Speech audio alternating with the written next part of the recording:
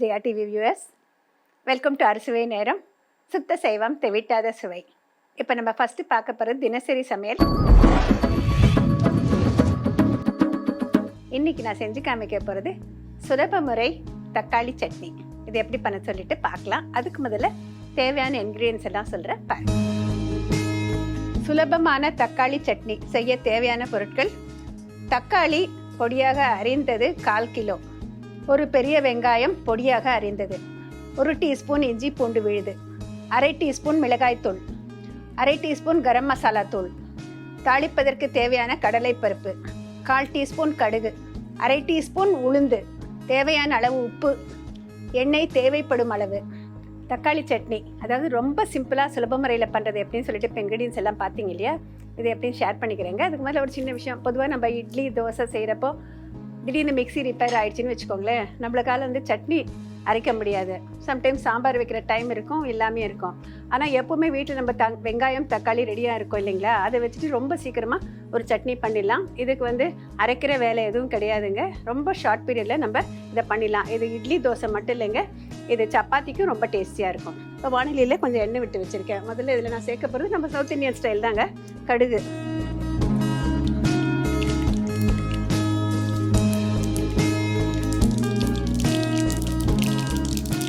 அடுத்து உளுத்தம்பருப்பு, கடலைப்பருப்பு. இப்போ வெங்காயம் பொடியாக கட் பண்ணி வச்சுருக்கிறத சேர்த்துக்கிறேங்க. நம்ம வெங்காயம் அதிகமாகவும் போடலாம், குறைச்சும் போடலாம். இதுக்கு இந்த அளவு தான் அப்படின்னு ஒன்றும் அவசியம் இல்லைங்க. நம்ம எவ்வளோ வேணால் போட்டுக்கலாம். வெங்காயம் அதிகமாக போட்டு தக்காளி குறைச்சி போட்டாலும் நல்லாவே இருக்கும். இப்போ இதோட இஞ்சி பூண்டு விழுது. பொதுவாக நான் இட்லி பண்ணுறப்ப இஞ்சி பூண்டு விழுது சேர்க்க மாட்டேன். ஆனால் அதுவே சப்பாத்திக்கு பண்ணதாக இருந்தால் இஞ்சி பூண்டு விழுதும் கரம் மசாலா சேர்த்துப்பேன். இன்றைக்கி இஞ்சி பூண்டு விழுது சேர்த்து செய்கிறேங்க.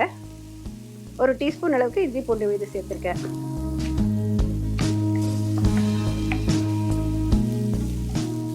கொஞ்சமாக உப்பு தூவிக்கிறேன், வெங்காயம் சீக்கிரம் வதங்கிறதுக்காக. இங்கே விருப்பப்பட்டால் கொஞ்சமாக சர்க்கரை சேர்த்துக்கலாங்க. இப்போ இதுவே அதிகமான குவான்டிட்டி பண்ணுறப்ப என்ன பண்ணுவேன்னாக்க, ப்ரெஷர் பேன் இருக்கு இல்லையா, நேரடியாகவே ப்ரெஷர் பேனில் எண்ணெய் விட்டு ஃப்ரை பண்ணிவிட்டு தக்காளியை சேர்த்துட்டு கொஞ்சமாக தண்ணி விட்டுட்டு ஒரு விசில் மூடியை வச்சுட்டு வெயிட் போட்டு ஒரு விசில் வச்சிட்டிங்கன்னா வெந்துடும். அதுக்கப்புறம் நம்ம ஈஸியாக மேஷ் பண்ணிக்கலாம். ஏன்னா முதல்லலாம் நாட்டு தக்காளி ரொம்ப சீக்கிரம் ஃப்ரை ஆகிடும். இப்போ வர ஹைப்ரிட் தக்காளியெல்லாம் கொஞ்சம் லேட் ஆகுது. இப்போ இந்த தக்காளி சேர்த்துக்கிறேன்.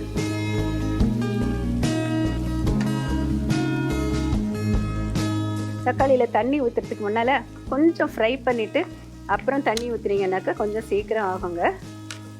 இதுக்கு நாட்டு தக்காளி கிடச்சதுனாக்க நல்லாயிருக்கும்.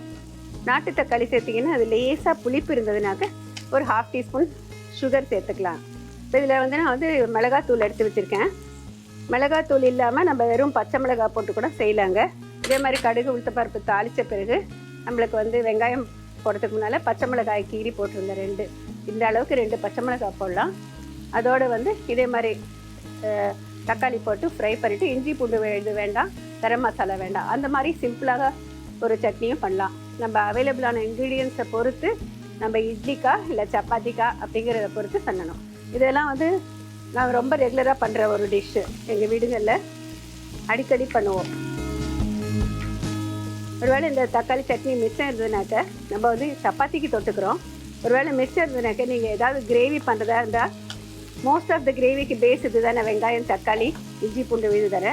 நீங்கள் அதை வச்சுட்டு வேறு பன்னீர் போட்டு கிரேவியோ இல்லை புர்ஜியோ அது மாதிரி எதுவாக வேணால் கூட கன்வெர்ட் பண்ணிக்கலாம். ஃப்ரை பண்ணுறப்பே லேசாக மஸ்ட் மாதிரி பண்ணிங்கன்னா கொஞ்சம் சீக்கிரம் ஃப்ரை ஆகும். இதில் கொஞ்சம் தண்ணி ஊற்றிக்கிறேன். எப்போவுமே நான் உப்பு லாஸ்ட்டில் தான் போடுவேங்க, முதலையே போட மாட்டேன். அயோடைன் சால்ட் சேர்க்குறப்ப நம்ம உப்பு முதலையே போடக்கூடாது, அதில் இருக்கிற அயோடின் சத்து போயிடும். இப்போ இதை கொஞ்ச நேரம் மூடி வச்சிடறேன். இந்த மீடியம் ஃப்ளேமில் வச்சுக்கலாம். இது கொஞ்சம் வேகட்டும். வெந்த பிறகு இதை லேசாக மேஷ் பண்ணிக்கலாங்க. அதுக்கப்புறம் நம்ம காரம் போட்டுக்கலாம். கொஞ்சம் வெயிட் பண்ணலாம் இது வேகிற வரைக்கும். இதை திறந்து பார்க்கலாம். இதில் கொஞ்சம் இன்னும் ஈரம் இருக்குது. ஆனாலும் நம்ம மேஷ் பண்ணுறப்ப அது கொஞ்சம் நல்லா ஆகிடும். நம்ம இட்லிக்குனாக்க கொஞ்சம் தளர இருந்ததுன்னா ரொம்ப நல்லாயிருக்கும். இப்போ இதுக்கு தேவையான அளவு மிளகாய்த்தூள் போட்டுக்கலாம். இதுக்கு தகுந்த அளவு உப்பு சேர்த்துக்கலாம். கொஞ்சம் கரம் மசாலா தூள்.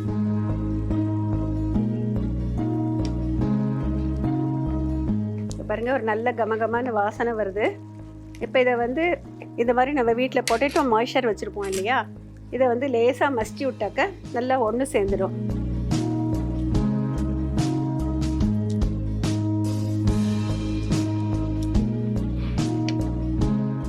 மிக சுவையான இந்த தக்காளி சட்னி ரெடி ஆயிடுச்சுங்க.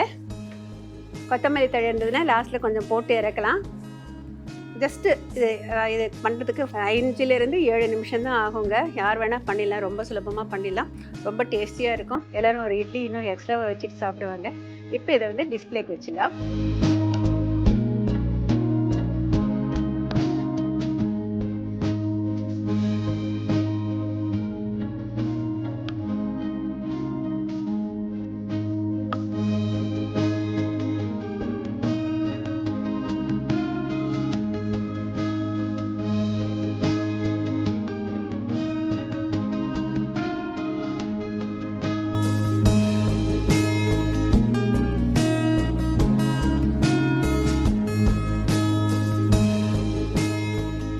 சுலபமான தக்காளி சட்னி செய்கிறது எப்படின்னு சொல்லிட்டு இப்போ ஒரு ரீகேப் பார்க்கலாங்க. ஒரு வானலியில் கொஞ்சம் எண்ணெய் விட்டுட்டு சூடானதும் கடுகு, உளுத்தம்பருப்பு, கடலைப்பருப்பு தாளித்த பிறகு பொடியாக கட் பண்ண வெங்காயம் சேர்த்துக்கோங்க. 1 டீஸ்பூன் இஞ்சி பூண்டு விழுது சேர்த்துக்கோங்க. கொஞ்சமாக உப்பு தூவிட்டு கொஞ்ச நேரம் ஃப்ரை பண்ணணும். அதுக்கு பிறகு பொடியாக கட் பண்ணி வச்சுருக்கிற தக்காளி சேர்த்துருங்க. தக்காளியை கொஞ்ச நேரம் வதக்கிய பிறகு தேவையான அளவு தண்ணி சேர்த்துட்டு கொஞ்ச நேரம் மூடி வச்சுட்டு வேக வைக்கணும். ஓரளவுக்கு வெந்த பிறகு கொஞ்சம் மாய்ஸ்சர் எவாப்ரேட் ஆன பிறகு மூடியை திறந்துட்டு அதில் மிளகாத்தூள், தகுந்த அளவு உப்பு, கரம் மசாலா தூள் எல்லாத்தையும் சேர்த்துட்டு இன்னும் கொஞ்சம் நேரம் பாயில் பண்ண பிறகு அடுப்பை அணைச்சிட்டு நம்ம ஒரு பொட்டேட்டோ மேஷர் இருக்கு இல்லையா, அதை யூஸ் பண்ணிட்டு கொஞ்சம் லேசாக மேஷ் பண்ணிவிட்டு ஒரு சர்விங் பவுலுக்கு மாற்றிட்டிங்கன்னா மிக சுவையான சுலபமான தக்காளி சட்னி ரெடி. சுலபமான தக்காளி சட்னி ரெடி ஆயிடுச்சுங்க. நீங்களும் ட்ரை பண்ணி பாருங்கள். இது ரொம்ப சிம்பிள் தான், ஆனால் ரொம்ப டேஸ்டியாக இருக்கும். இப்போ நம்ம பார்க்க போகிறது புதுமை சமையல்.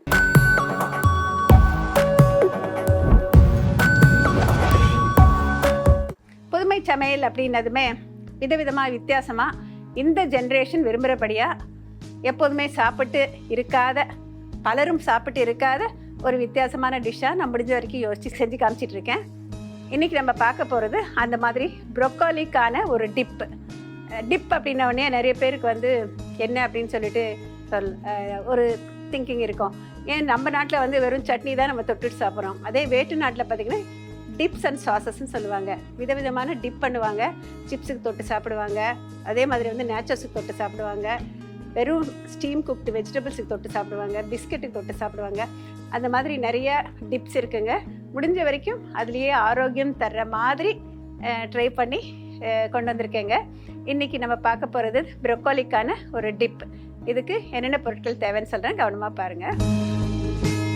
ப்ரொக்கோலிக்கான டிப் செய்வதற்கு தேவையான பொருட்கள்: ப்ரொக்கோலி விரும்பும் அளவு, கிராக்கர் பிஸ்கட் தேவையான அளவு, பிங்க் நிற ரோஜா தேவையான அளவு, வடிகட்டிய தயிர் விரும்பும் அளவு, 1½ டேபிள் ஸ்பூன் வேக வைத்து மசித்த திணை, பாதாம் பவுடர் 2 டீஸ்பூன், கிஸ்மிஸ் திராட்சை சிறிதளவு, அலப்பினோ மிளகாய், ஆலிவ் பழங்கள் சிறிதளவு, தேன் சிறிதளவு, தேவையான அளவு உப்பு. முதல்ல இந்த தயிர் சீஸை இதில் போட்டுக்கிறேன். வீட்டில் செஞ்ச தயிர் தாங்க, அதை வடிகட்டிட்டு வச்சுருக்கேன். இதோட திணை. இப்போ நான் வந்து இதில் வந்து பாதாம் பவுடர் என்கிட்ட இருந்ததுனால இதை போடுறேங்க. நீங்கள் வந்து வேர்க்கடலையே ஒன்று குத்தலமாக பிடிச்சி அதையும் போடலாம். அப்படி இல்லைன்னா வந்து பாதாமியை பொடியாக கட் பண்ணிவிட்டு அதையும் சேர்த்துக்கலாம். அது ஒரு மத்தியில் ஒரு க்ரன்ச்சி டேஸ்ட் கொடுக்கும். இது நம்ம தேவையான அளவு பாதாம் பவுடர் போட்டுக்கலாம். இது ஒரு நம்மளுக்கு ப்ரோட்டீன் கொடுக்கறதுக்காக. இதோட தகுந்த அளவு உப்பு சேர்த்துக்கலாம். இதுக்கெல்லாம் அதிக உப்பு பிடிக்காதுங்க, பார்த்து கொஞ்சமாக போட்டுக்கோங்க. இந்த கிஸ்மிஸ் திராட்சை இதுலேயே சேர்த்துறேன். இப்போ இதோடு வந்து இந்த ப்ராக்கலியில் ஜஸ்ட் ஒரு பீஸ் இல்லைன்னா 2 பீஸை கொஞ்சமாக பொடியாக கட் பண்ணிவிட்டு இதுக்கு சேர்த்துருங்க.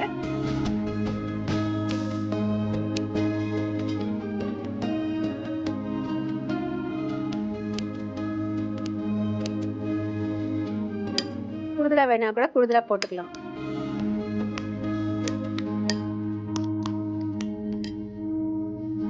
இந்த பிங்க் ரோஸ் பெட்டலை வந்து இப்போ கையில் எடுத்துக்கிறேன். இப்போ இந்த கிச்சன் சிசர்ஸ் இருக்கு இல்லையா, இந்த கையில் வச்சுட்டு இதில் கட் பண்ணி சேர்த்துடலாம். அதிகமாக வேணும்னு அவசியம் இல்லை. உங்களுடைய டேஸ்ட்டு உங்களுக்கு எந்த அளவுக்கு பிடிக்குதோ அந்த மாதிரி போட்டுக்கோங்க. 1 or 2 பூ போட்டாலே போதுமானது. இதில் கொஞ்சம் தேனை இப்போ இதில் போட்டு கலந்துடுறேன். மீதி தேனை மேலே ஊற்றிக்கலாம்.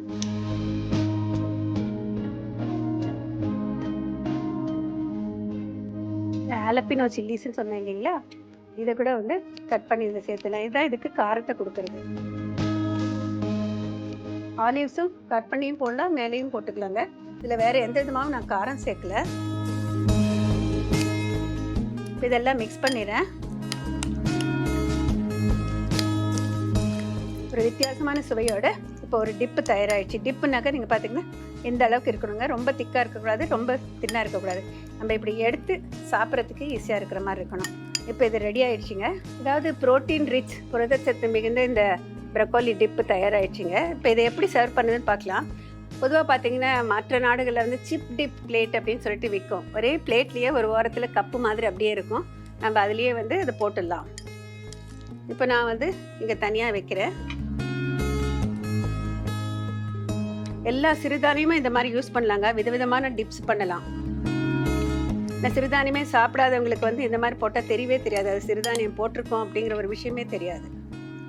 இதுக்கு மேலே வந்து இந்த ஆலப்பினோ மிளகாய் வைக்கிறேன், ஆலிவ், இதுக்கு மேலே கொஞ்சமாக தேன் ஊற்றுறேன். எல்லா சுவையும் சேர்ந்து வரும். இது எப்படி சர்வ் பண்ணுறதுன்னு சொல்கிறேங்க. இது ஸ்டீம் குக்டு ப்ரொக்கோலின்னு சொன்னேன் இல்லையா, இப்போ இதை இந்த மாதிரி சைடில் வைக்கணும்.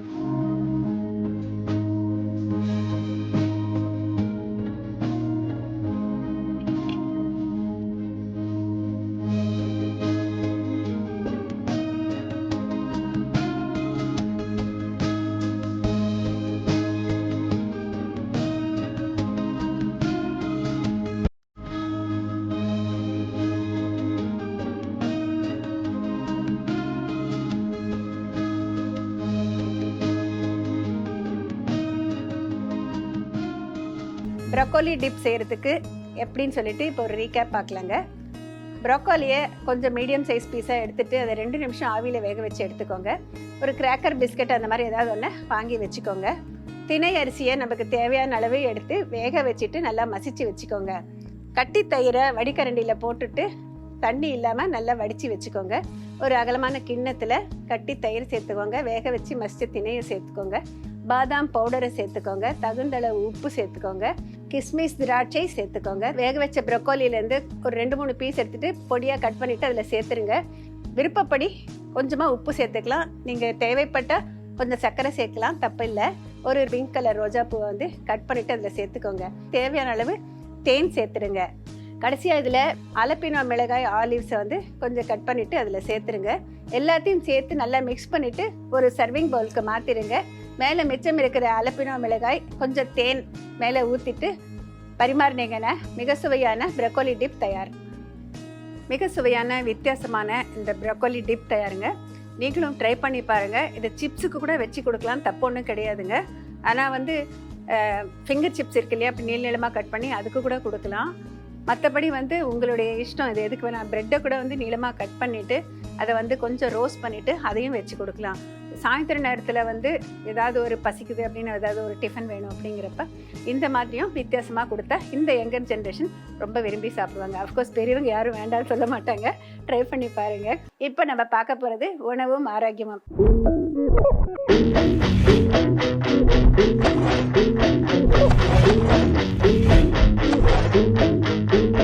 எப்போதும் போல் நம்மளுடைய சந்தேகத்தை தீர்ப்பதற்காக கற்பகவல்லி அவங்க வந்திருக்காங்க. ஹாய்மா. நம்ம ஷோவை பார்த்துட்டு நிறைய பேர் வந்து ரொம்ப நல்லா இருக்குது, ரொம்ப ஹெல்ப்ஃபுல்லாக இருக்குது அப்படின்னு சொல்லிட்டு சொல்லியிருக்காங்கம்மா. ஃபஸ்ட்டு அதுக்கான தேங்க்ஸ் உனக்கு தான் சொல்லணும். ஓகே, இன்றைக்கி வந்து நம்ம வியூவர்ஸ்லேருந்து லெட்டர்ஸ் வந்திருக்குமா. அதில் அவங்க வந்து ஒரு கேள்வி கேட்டிருக்காங்க. நம்ம எண்ணெயை வந்து இப்போ வடை அந்த மாதிரி பொரிக்கிறதுக்கு யூஸ் பண்ணுறோம். அந்த மிச்சம் இருக்கிற எண்ணெயை தாளிக்கிறதுக்கோ இல்லை பொரியல் பண்ணுறதுக்கோ சுண்டல் பண்ணுறதுக்கோ அந்த மாதிரி யூஸ் பண்ணலாமா இல்லை யூஸ் பண்ணக்கூடாதா அப்படின்னு கேட்டிருக்காங்க. இதுக்கான பதிலை சொல்லுங்கயா. கண்டிப்பாக மேம். ஸோ ஆயில் அப்படின்னு எடுத்துக்கும் போதே வந்து டிஃப்ரெண்ட் டைப்ஸ் ஆஃப் ஆயில் இருக்குது. ஸோ அதில் ஃபர்ஸ்ட்டு நம்ம பார்க்குறது ஆயிலில் அப்படின்னா ஸ்மோக்கிங் பாயிண்ட் பார்க்கணும். ஸோ ஆயிலில் லோ அண்ட் ஹை ஸ்மோக்கிங் பாயிண்ட்டுன்னு 2 வேரியேஷன்ஸ் பண்ணுவோம். 400 டிகிரி ஃபாரன்ஹீட் அப்படி அது இருந்தது, அது கம்மியாக இருக்குது அப்படின்னா அது லோ. அதுக்கு மேலே அது 400 அண்ட் மேலே அப்படி இருக்குன்னா அது ஹை ஸ்மோக்கிங் பாயிண்ட்னு சொல்லுவோம். ஸோ இது இவ்வளோ கன்ஃபியூஷன்லாம் வேண்டாம், எனக்கு புரியாது அப்படின்னும் போது பேர் சொல்லி அதை புரிஞ்சுக்கலாம். இப்போது கோகோனட் ஆயில், கீ, அப்புறம் ரீஃபைண்ட் ஆயில்ஸ், இது எல்லாமே வந்து high smoking point. High smoking பாயிண்டில் இருக்கிற எந்த ஒரு ஆயிலையுமே வந்து டீப் ஃப்ரை பண்ணுறதுக்கு நம்ம யூஸ் பண்ணலாம். லோவர் ஸ்மோக்கிங் பாயிண்டில் இருக்கிற கோல்ட் ப்ரெஸ் ஆயிலாக இருக்கட்டும், மற்ற ஆயில்ஸ் எல்லாமே பட்டர் எல்லாமே வந்து வதக்கிறதுக்கு தாளிக்கிறதுக்கு இதுக்கெல்லாமே யூஸ் பண்ணிக்கணும். ஸோ லோ அண்ட் ஹை இதுதான் வந்து அந்த வேரியேஷன்ஸ். ஸோ இதுலேயே வந்து லோவில் என்ன பெனிஃபிட் இருக்குது, அட்வான்டேஜஸ் இருக்குது, அதெல்லாமும் ஒரு பக்கம் இருக்குது. இப்போ நீங்கள் ரீஹீட் பண்ணுறதை பற்றி கேட்டிருக்கீங்க அப்படின்னும் போது எந்த ஆயிலுமே ஆக இருந்தாலுமே சரி, ஒரு ஆயில் அப்படின்னா நீங்கள் அதை போட்டு ஹீட் பண்ணுறீங்க. ஹீட் பண்ண உடனே அது வந்து ஒரு பாயிலிங் பாயிண்ட் வருது. அதுக்கப்புறம் அது தாண்டி போகும்போது அந்த ஸ்மோக்கிங் பாயிண்ட்டை அட்டன் ஆகிடுது. ஸோ அதுக்கு மேலே நம்ம அதை ஹீட் பண்ணும்போது தான் ப்ராப்ளம் ஸ்டார்ட் ஆகுது. இப்போ நீங்கள் வந்து ஒரு எண்ணெய் சட்டி வச்சு வடை பண்ணுறீங்க, ஓகேங்களா? ஸோ வடை பண்ணும்போது அது ஒரு ஸ்டேஜ் வரைக்கும் அது கொதிக்கிறது, அதுக்கப்புறம் ஒரு ஸ்மோக்கிங் பாயிண்ட்டை தாண்டிடுது. ஸோ அப்போ என்ன ஆகுதுன்னா, ஸ்மோக்கிங் பாயிண்ட்டை தாண்டும் போது அந்த ஆயிலில் வந்து நிறையா ஃப்ரீ ரேடிக்கல்ஸ் அப்படின்னு சொல்லுவோம், ஆக்சிடைசேஷன் நடக்குது அப்படின்னு சொல்லுவோம். ஸோ அது மாதிரி நடக்கும்போது நிறையா டாக்ஸின்ஸ் வந்து வெளியில் வருது.